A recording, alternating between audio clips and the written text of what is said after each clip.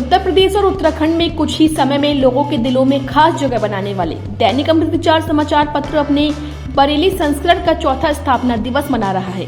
इस मौके पर बरेली कॉलेज के हॉकी ग्राउंड में स्टार नाइट आयोजन हो रहा है, जिसमें पंजाबी सिंगर जसवीर जस्सी अपनी धमाकेदार परफॉर्मेंस देंगे। इसको लेकर जसवीर जस्सी अपनी टीम के साथ बरेली पहुंच चुके हैं। इस दौरान अमृत विचार अखबार से खास बातचीत करते हुए पंजाबी सिंगर जसवीर जस्सी ने कहा कि राजनीति में आने का कोई इरादा नहीं है, क्योंकि राजनीति सच बर्दाश्त नहीं कर पाती है। ऐसे में सच बोलने वाला अकेला रह जाता है। आगे कहा कि दोस्तों के साथ राजनीति की प्लानिंग्स करते रहते हैं, लेकिन उसमें आने का विचार नहीं किया। वहीं सिंगर जसवीर जस्सी के करियर में 3 अंकों के योग रहने के सवाल पर उन्होंने कहा कि दिनचर्या के किसी धार्मिक मंत्रोच्चार, पूजा पाठ या फिर किसी अन्य अनुष्ठान से शुरू होने वाले दिन कुछ न कुछ खास होता है। वहीं संगति पर युवाओं के लिए संदेश देने के सवाल पर जस्सी ने कहा कि युवाओं को हमेशा अपने से बुद्धिमान और अच्छे व्यक्ति से मित्रता रखनी चाहिए, जिनसे अच्छी चीजें सीखने को मिलती हैं। वहीं समय निकालकर धर्म ग्रंथों को पढ़ना चाहिए। जसवीर जस्सी ने अमृत विचार से और क्या कुछ कहा, आप भी सुनिए। अमृत विचार के स्थापना दिवस पर आज हमारे बीच जस्सी दा आए हैं। ये नाम के मोहताज नहीं हैं, इनकी शोहरत और बुलंदियां देश और दुनिया में हैं। आज से नहीं, काफ़ी समय से युवा इनसे प्रोत्साहित हैं। इस वक्त हम इनके साथ में हैं। सबसे पहले हम आपका स्वागत करेंगे अमृत विचार के चौथे स्थापना दिवस पर। और सर, हम ये जानना चाहते हैं कि इस वक्त जट बोलता दुनिया में काफ़ी धूम मचा रहा है, और सबसे बड़ी बात यह है कि सलमान खान ने उसको शेयर किया है। तो क्या आप सलमान खान से प्रभावित हैं? हम तो प्रभावित हैं ही जी, हमारे बड़े भाई हैं और इंडस्ट्री के भी किंग हैं। वो किंग खान मानते ही है दुनिया उनको। वो यारों के यार हैं। मैंने तो ऐसे ही मतलब उनको बताया था उस दिन रात को, हम लोग इसको रिलीज़ कर रहे थे, तो उन्होंने पूछा कि कहाँ से आ रहे हो। मैंने बोला कि वो एक गाना पाजी मैंने रिलीज़ किया है। तो कहते मुझे भेजो, उसको मैं कल शेयर करूँगा। तो बस वो एक न्यूज़ हो गई और बड़ी बात हो गई हमारे लिए, क्योंकि वो अपनी भी बहुत कम करते हैं। मैं अभी देख रहा हूँ कि उनकी टाइगर 3 भी जो आई है उसको भी बहुत कम शेयर करते हैं, पोस्ट बहुत कम डालते हैं। मगर मेरे गाने के लिए उन्होंने किया, तो बहुत बहुत मेहरबानी है उनकी, और लोगों ने पसंद किया। और मार्केटिंग तो है ही है दुनिया में। मुझे लगता है कि कोई चीज़ जो है वो अगर आप फैलाते नहीं हैं, उसको स्प्रेड नहीं करते, तो फिर वो अंदर के अंदर रह जाती है। वो गाना अंदर रह जाता है, वो फिल्में अंदर रह जाती हैं, वो पोइट्री अंदर रह जाती है। तो आई थिंक आजकल तो टोटल सोशल मीडिया का ज़माना है। तो सोशल मीडिया का ज़माना मार्केटिंग का ही ज़माना है। जितना शोर मचाओगे उतना ही, फिर बस जितना पंजाबी में बोलते हैं, जितना गुड़ पाओगे उतना ही मिठा है। संघर्ष की दास्तां आपकी शुरुआत से रही है जी, और इस दास्तानों के बीच में आप लोगों के लिए प्रेरणा भी दे रहे हैं, युवाओं को प्रोत्साहित भी करते हैं। किस रास्ते की आप बात करते हैं? रास्ते की मैं तो डिसिप्लिन की बात करता हूँ जी हमेशा। अगर मैं किसी भी धर्म की अगर बात करूँ तो मुझे लगता है कि धर्म जो है प्रोसेस है। चाहे वो हिंदू धर्म है, वो मुस्लिम धर्म है, सिख धर्म है, जैनी है, बौद्धि है, क्रिश्चियनिटी है, जो भी धर्म है वो एक रास्ता है और एक डिसिप्लिन का जो बंधा हुआ एक आपका प्रोसेस है जिससे आपने निकलना होता है। तो मैं तो यही बताता रहता हूँ गुरबानी के बारे में, क्योंकि मैं सिख धर्म में पैदा हूँ। मेरा जो जन्म है वो मेरे मम डैड जो थे वो सिख थे और सिख परिवार में पैदा हुआ हूँ। तो गुरु नानक को सुना है पहले से, जपजी साहब से शुरुआत होती है रोज़ मेरी। आज भी शुरुआत मेरी होती है जपजी साहब से, रहराज साहब से शाम को जो होती है, या गुरु गोबिंद सिंह महाराज जी की बाणी जो है, जो मानस की जात सब एक पहचान वो की बात करते हैं। तो हम और पंजाबी म्यूज़िक में थोड़े फेमस हैं। तो पंजाबी म्यूज़िक जो है वो भी एक अलग तरह का एक विषय है कि लोग बहुत प्यार करते हैं उसको। पंजाब बदल रहा है, सोच बदल रही है, आप उसी सोच को आगे बढ़ा रहे हैं। आप क्या चाहते हैं कि युवा वर्ग उस आपत्तिजनक शब्दों से गुरेज करे? नहीं, वो जो भी चीज़ें सोसाइटी के लिए हार्मफुल है ना जी, उससे गुरेज करना ही चाहिए। जो मर्जी हो जाए, वो चाहे नशा हो, चाहे वो बंदूक हो, चाहे वो आजकल मैंने जो मुद्दा उठाया हुआ है कब्रों की बात हो कि कब्रों को नहीं मानना चाहिए, मतलब बिना बेबुनियाद कब्रों को नहीं मानना चाहिए जी, क्योंकि हमारे पास इतने बड़े बड़े ग्रंथ हैं मैं वो फिर बात करूँगा हिंदू धर्म की, सिख धर्म की, सारे धर्मों की। हमारे पास इतने बड़े बड़े ग्रंथ हैं कि हमें ज़रूरत ही नहीं है इलॉजिक चीज़ों को, मतलब जिसका कोई विचार अधीन जो है, जिसमें कोई विचारधारा नहीं है, उसको मानने की ज़रूरत नहीं है। मैं नहीं बोलता था इतना कब्रों के बारे में, मगर आज मैं बहुत ज़्यादा बोलता हूँ, क्योंकि उसका इतने ढोंगी बाबे आ गए हैं, इतने उन्होंने नशे करने शुरू कर दिए हैं। वो जो मस्त होते हैं, जो काम कोई नहीं करते, वो बाबे बन जाते हैं। वो बाबे बन के फिर उसके बाद वो मतलब शराब की पूरी पूरी बोतल चाट जाते हैं। यहाँ यूपी में तो नहीं है, मगर हमारे पंजाब में बहुत रुझान है इस चीज़ का।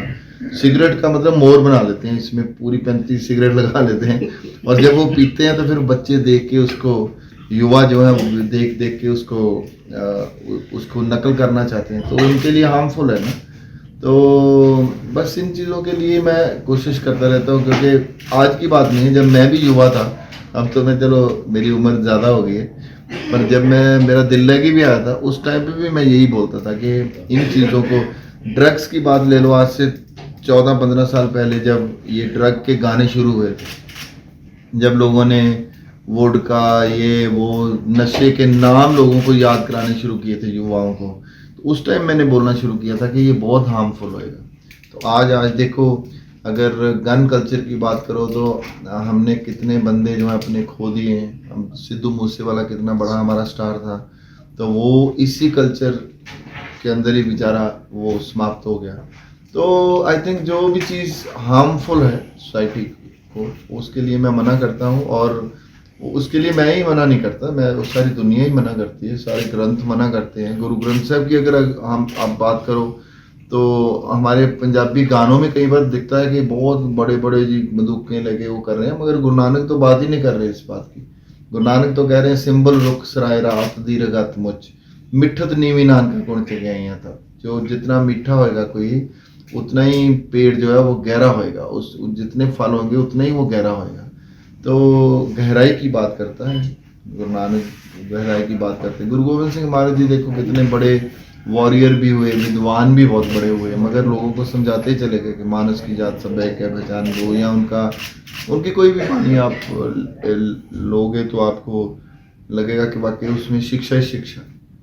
जसीदा की जब शुरुआत हुई तो आपने अपनी शुरुआत में जालंधर रेडियो स्टेशन से शुरू किया। जी, वो जी। 125 रुपए आपको याद होंगे। जी हाँ। तो युवाओं को क्या प्रेरणा दी?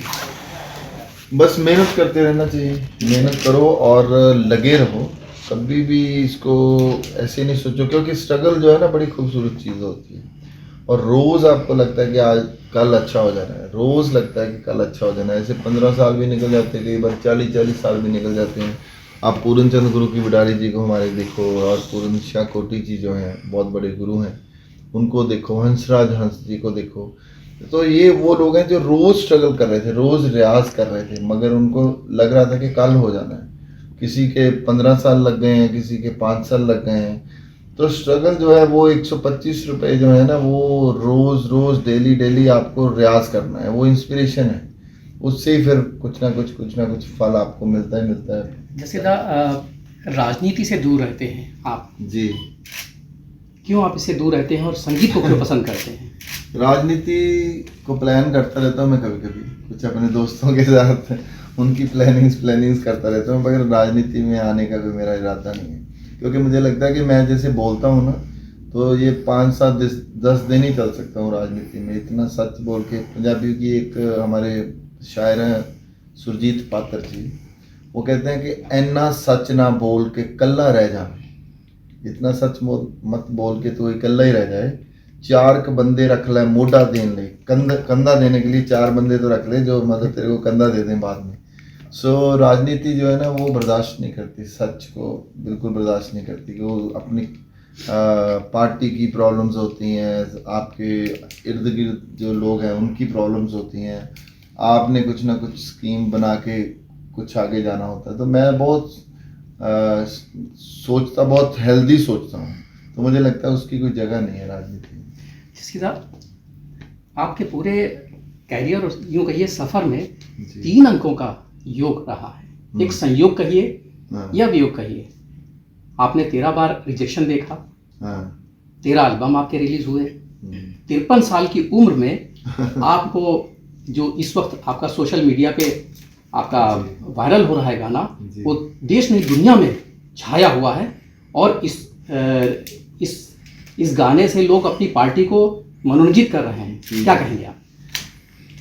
आई थिंक ये कोइंसिडेंस होते हैं। मैं तो ज़्यादा सुपरस्टिशियस तो नहीं हूँ, ज़्यादा थोड़ी सी चीज़ें जो हैं उसको मैं मतलब वहम के तौर पे लेता हूँ, पर उसको ना बहुत पॉजिटिव चीज़ों को लेता हूँ। जैसे मैंने जपजी साहब का ही आपको जिक्र किया, तो मुझे लगता है मैं सुबह सुबह अगर पाठ सुन लूँ या कोई मंत्र सुन लूँ या कोई अजान सुन लूँ, तो मुझे लगता है कि ये बहुत अच्छी बात है। ये है तो आपके माइंड की गेम होती है, इसका कोई संबंध होता नहीं है। वैसे मैं आपको बताऊं, पर पॉजिटिविटी होती है। जैसे कोई अच्छा बंदा मिल जाता है, सुबह सुबह कोई बंदा आपको बहुत अच्छा मिलता है, तो वो कोई अच्छी बात करता है, नहीं तो वो ऐसे कोई सड़ी हुई बात कर देगा तो आपका पूरा का पूरा दिन खराब हो जाएगा। तो ऐसे जो मंत्र पाठ जो ग्रंथ हैं वो आपको शिक्षा देते हैं, तो ये कोइंसिडेंस ही है, सबब इसको बोलते हैं पंजाबी में, कि सबब भी बनता है। कोई चीज़ें जो होती हैं कई बार, जैसे 13 की आपने बात, तो 13 तो फिर गुरु नानक भी 13 ही कर रहे थे ना, क्योंकि उनको भी जब वो लंगर शुरू किया था तो उन्होंने भी 13 किया था। तो मतलब कई चीज़ें हैं, सारी चीज़ें जो आपको मिल जाती है। फिर अगर टाइम अच्छा हो तो वो भी मुझे एक शेर याद है कि चांद सितारों के हम नहीं कायल, अपनी मेहनत के सदा उजाले देखे, तबसरा मेरे हाथ का उसने वहीं छोड़ दिया, जब नजूमी ने मेरे हाथ के छाले देखे। तो आई थिंक मेहनत जो है ना वो सबसे बड़ा सुपरस्टिशन होती है। मेहनत करते रहो तो आपको मिलता है कुछ ना कुछ। एक कोटेशन है, man is known by the company he keeps, yes कि संगति जी बहुत प्रेरकदायक होती है। जी। तो आप युवाओं को क्या संदेश देंगे अमृत विचार के स्थापना दिवस पर? आपने संगत की बात की ना, संगत मैं तो इतना अपने आप को प्राउड फील करता हूँ ना कि मतलब मेरे जैसे यार किसी के है ही नहीं है। पहले तो सबसे पहला यार मेरा है गुरु ग्रंथ साहब, जिसको मैं हमेशा उनकी शिक्षाएं जो हैं वो अपने साथ रखता हूँ। जितने भी मेरे दोस्त हैं, अगर आप मीडिया से ले लो, रजत शर्मा जी हैं मेरे दोस्त हैं, मेरे भाई हैं, या मदन गोपाल जी हैं सूफीज़म के लोग हैं, भाई हरजिंदर सिंह जी हैं बहुत ही बड़े विद्वान हैं वो भी कीर्तन के, या हंसराज हंस जी हैं एमपी भी हैं, और अरुण जेटली मेरे भाई थे। तो इन लोगों को की संगत जो है ना वो मैं करता रहता हूँ। तो मुझे लगता है सबसे अच्छी बात युवाओं के लिए यही है कि अपने से बड़े लोगों की संगत करो, इंटेलेक्चुअली बड़े, मतलब ये नहीं कि उनके पास कारें हैं तो मतलब वो बेवकूफ़ी वाली बातें कर रहे हैं, ऐसे नहीं। इंटेलेक्चुअली जो बंदे जो विद्वता से बड़े हैं उनकी संगत करो, और आपको कोई भी किसी तरह की कमी नहीं आ सकती, और आप भरे हुए रहोगे, हर टाइम भरे हुए रहोगे। अगर आपके ऊपर कोई प्रॉब्लम भी आती है, आप उसमें से बहुत अच्छी तरह से चल कर निकल सकते हैं। Thank you. तो सुना आपने अमृत विचार के डिजिटल पेज पर जस्सी दा ने क्या कहा। आशय इनका यही है कि कला शिक्षा समाज को सद्मार्ग की ओर ले जाती है। जैसा कवि ने कहा है कि येषाम न विद्याम न तपो न दानम ज्ञानम न शीलम न गुणो न धर्मा ते मृत्य लोके भुवि भार भूता मनुष्य रूपेण मृगाश्चरन्ति। इसी शब्दों के साथ इजाजत दीजिए। मैं बरेली से अमृत विचार जीशान कदीर।